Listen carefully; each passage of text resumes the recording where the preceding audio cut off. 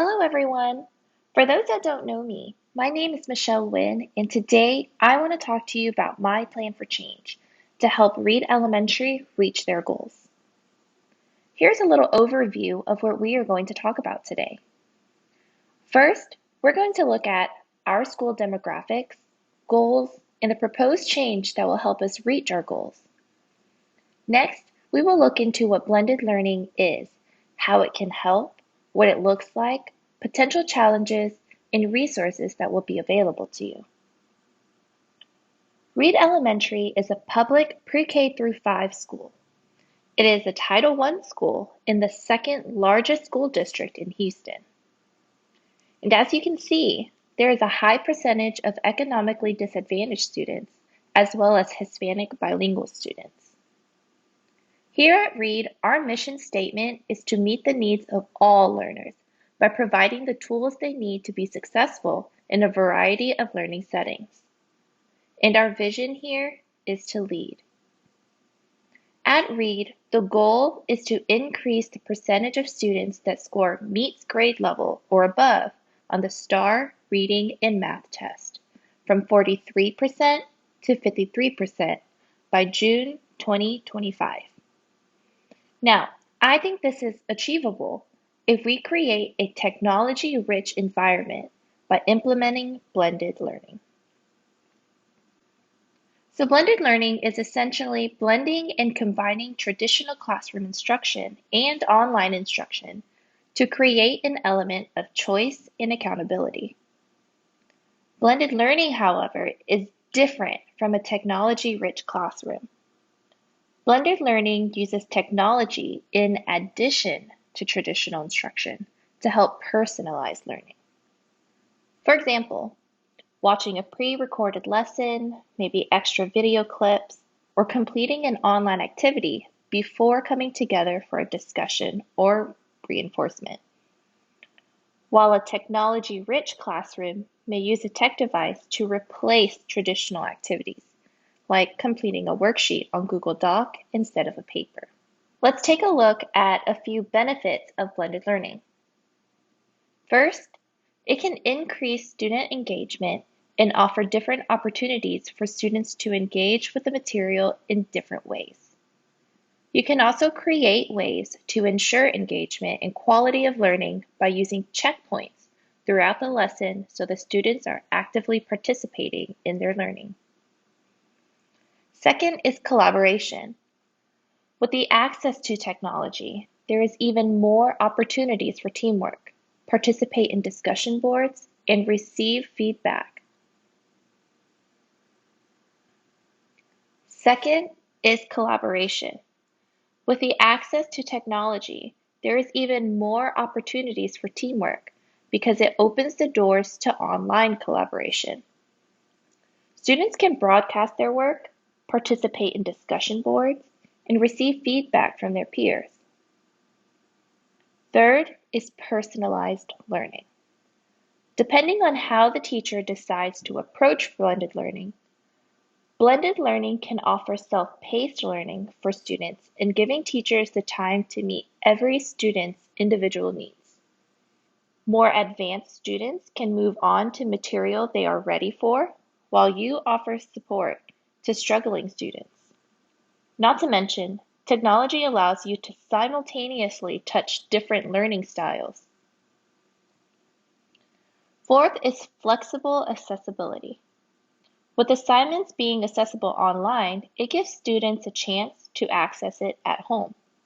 This not only encourages parent involvement, which is something Title I schools are always working to improve, but it can also alleviate the pressure for students who may be slow workers to finish everything in class, or even gives them a chance to work on it before they come to class. Lastly, blended learning can improve efficiency and help with time management. Online accessibility means instructions can be posted online for students to refer back to at any time, on top of receiving oral instructions. Videos, lessons, and assignments can be given for homework, offering extra exposure to the material, so students can form questions prior to entering the classroom and participate in discussions. Many LMS and online tools also automatically grade assignments and assessments, therefore giving you more time to plan for individualized reinforcement and small group. There are several ways to approach blended learning, and no classroom will look exactly the same. Every classroom has different students, different teachers, and different content. So today, I want us to look at 4 main models of blended learning.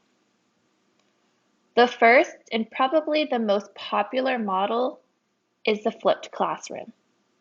This is where most of the learning and introduction of new topics are done at home, and the practice and reinforcement of the learning is done at school with teacher support. Another model is rotations and individual rotations. Rotations is where students are rotating through stations, with at least one station being an online learning station. Individual rotation is very similar. However, students may not necessarily go to all rotations in one day.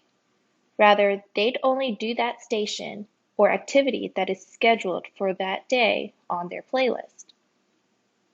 In my opinion, these 2 models are best for teachers who are just getting into blended learning and are already familiar with setting up rotations, or for schools who struggle with parent involvement. This is because starting with a flipped classroom with little to no parent support can be difficult when students are not fully competent in accessing their online tools. Next, we have the flex classroom. This is where all learning is done at school, but is individually done online at their own pace. The teacher is present to offer support through small group or group projects on an as-needed basis. Lastly is the enriched virtual model, or remote blended learning. This model is more common in higher education and is something we wouldn't typically see in public school settings. This model is where the coursework is predominantly, if not completely, done online. Students would not see the teacher face-to-face on a daily basis, but rather only meet with the teacher on an as-needed basis. When considering which model to go with, it is important to think about your group of students and what will work best for you in your classroom. Sometimes you'll have to merge models, and that's okay. Remember, blended learning is blending and combining traditional classroom instruction and online instruction. What that looks like will be different from classroom to classroom. According to the Center for Digital Education's 2015 Digital School District Survey, they noticed a 69% increase in student engagement, 39% increase in student retention, a 28% increase in test scores, a 22% increase in overall grades, and a 22% increase in attendance. But these successes doesn't come without potential challenges. Some potential challenges that can arise is creating an effective self-paced learning environment. Maybe students who are great at self-management will flourish, while students that aren't will fall further behind. But the key here is to cultivate intrinsic and extrinsic motivation. Set deadlines, create checkpoints, and provide incentives. Many of you may also be thinking that you don't have a lot of technology knowledge, or you may not feel confident with using technology on top of technology issues that may arise. But you don't have to worry. We are here to help. The Digital Learning Conference will be available for all employees for summer PD. There will also be 2 instructional designers and tech specialists available on campus, one designated for the primary grade levels and one for 2 through 5.